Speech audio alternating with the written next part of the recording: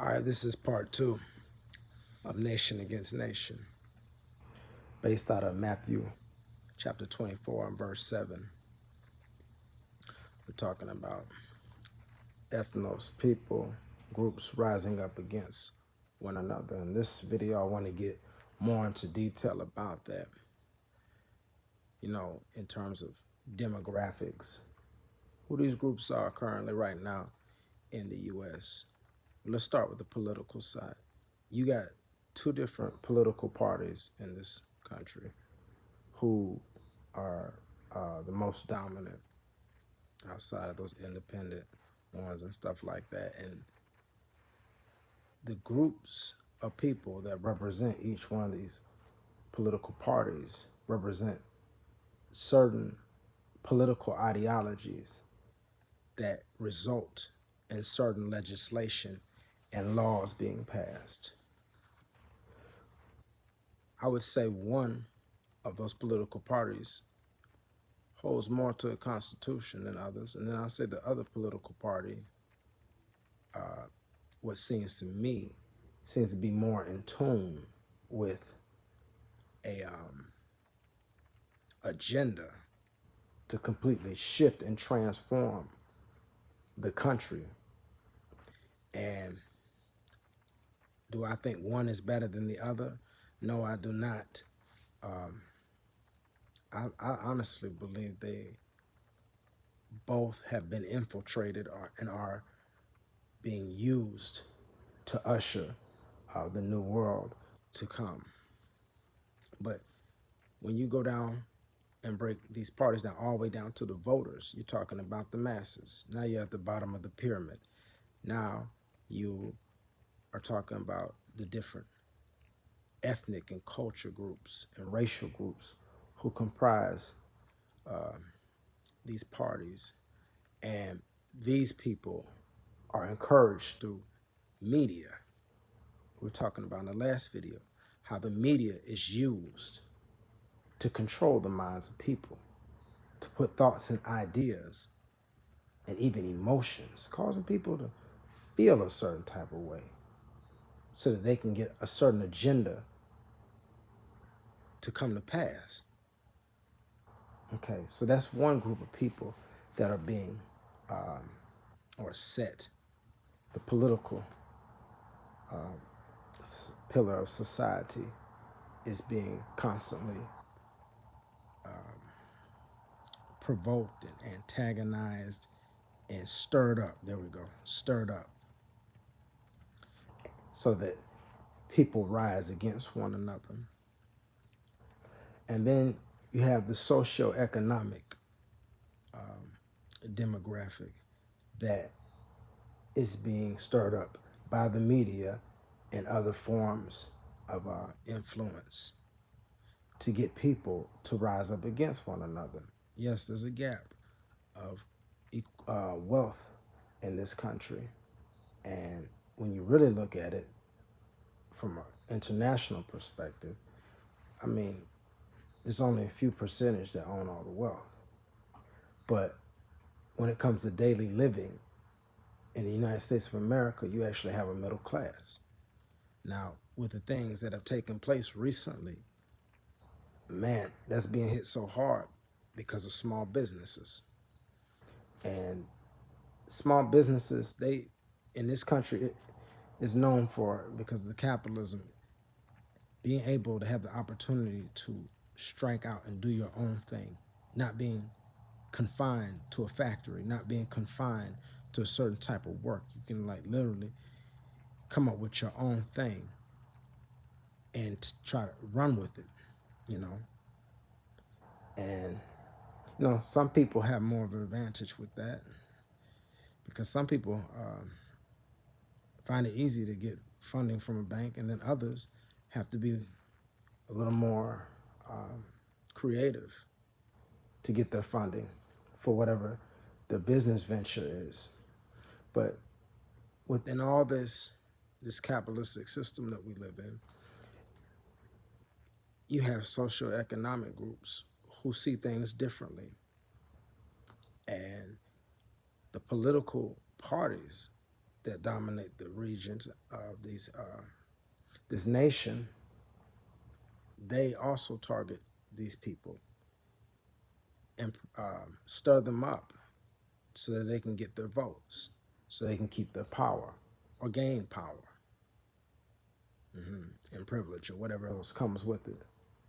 So you got these socio-economic groups being stirred up against each other. It's these people's fault. They don't pay taxes. Or it's those people's fault. They get tax cuts. They get this, they get that, and the other. Or the economic problem is because of this group of people. This has been stirred up for a long time. Okay.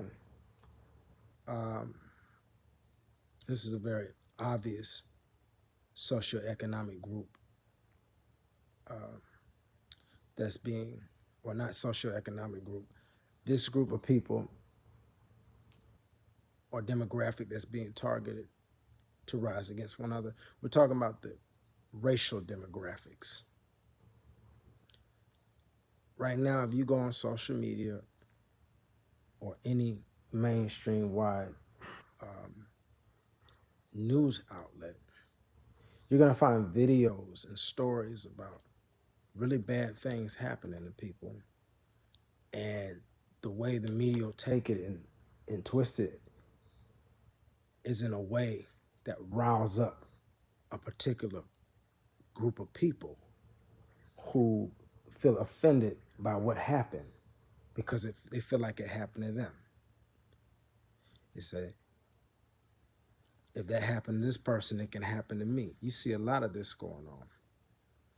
You see all kinds of, how do you say it, language being used that pits whites against blacks and pits blacks against whites, pits Hispanics against blacks, blacks against Hispanics, Hispanics against whites, whites against everybody, conspiracies of blacks being against everyone, running the country. You get all this stuff going on in a nation that is supposed to be a melting pot, and these tensions being stirred up are to cause further destabilization.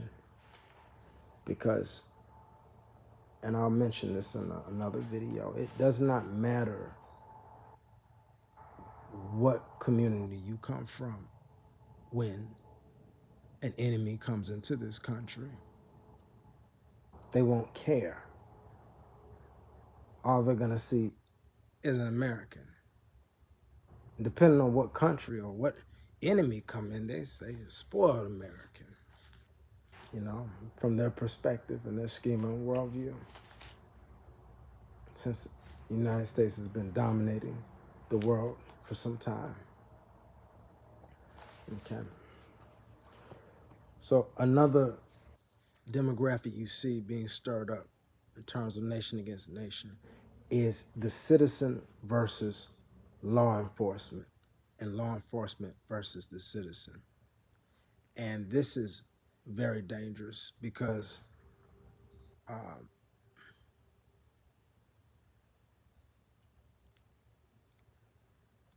there has to be order and there has to be law. You remove that and you're just going to have chaos. But at the same time, you see a police state being ushered in to this country. And you see it more intensified in certain communities. I've seen several videos lately with police really dogging black people violently in ways they would not do white people.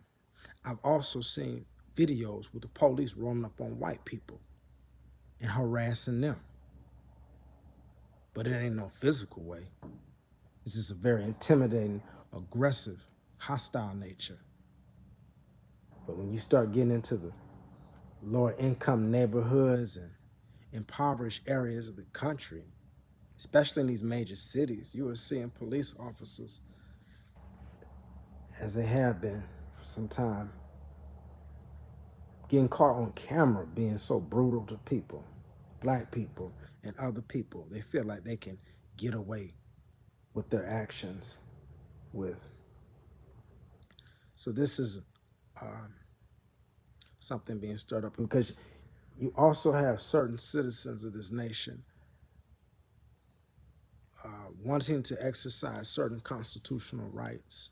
They feel like their constitutional rights are being violated and that they have to express them before they're taken away, or they have to challenge those who are threatening their constitutional rights.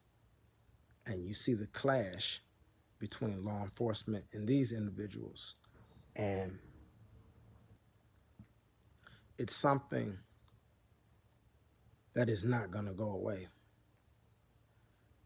because the world to come, the new world that is coming, they do want people to be intimidated. They want all citizens to be intimidated.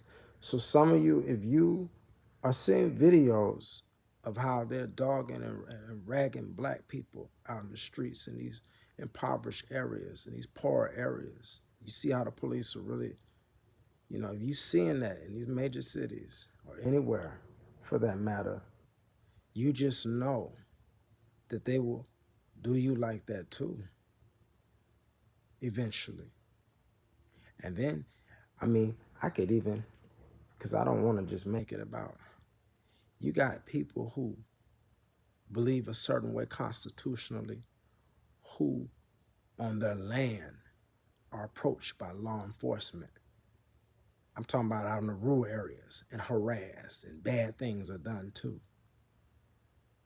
Not just law enforcement, but you talking about federal agencies that come out and do things to these people, and then you never hear about it in the media. And when I'm talking about some of these people they doing that to in land, I'm talking about white folks. They go out there and do them like that. Also in this nation, they've done Native Americans like that. You know, it's a real thing when it comes to law enforcement versus citizens, or authority versus those who's supposed to be in compliance with authority. It's being stirred up for real in this nation. And there's a purpose behind that, because if the nation gets out of control, then certain things will be fully enacted. And this will help usher in certain agendas promptly. So this is a deeper look into nation against nation. I'm going to be doing a video more than likely next on kingdom against kingdom. So we can look at it from an international perspective of what's taking place, So I'm talking about these things, but the question becomes, what can you do about these things, some of these things that are being talked about, especially when it comes to nation against nation? Open your mind, open your eyes, open your mind. Be able to see outside your own community. Research, read. Look for a broad perspective. If it's happening in one area, look for it in another. Take the time to understand the bigger agenda taking place. And I'll really get into that when I deal with kingdom against kingdom. Because there's an international agenda taking place, and certain pieces have to fall before a new chessboard can be set in stone. So, by the way, I'm doing these videos pretty frequently. If you like the content that I'm sharing, or you're a frequent viewer of it, please like the video if you like it. If you don't, then don't. If you don't like it, then put a thumbs down. I mean, it is what it is. Everybody believes differently. I know I do. And share this if you like it as well.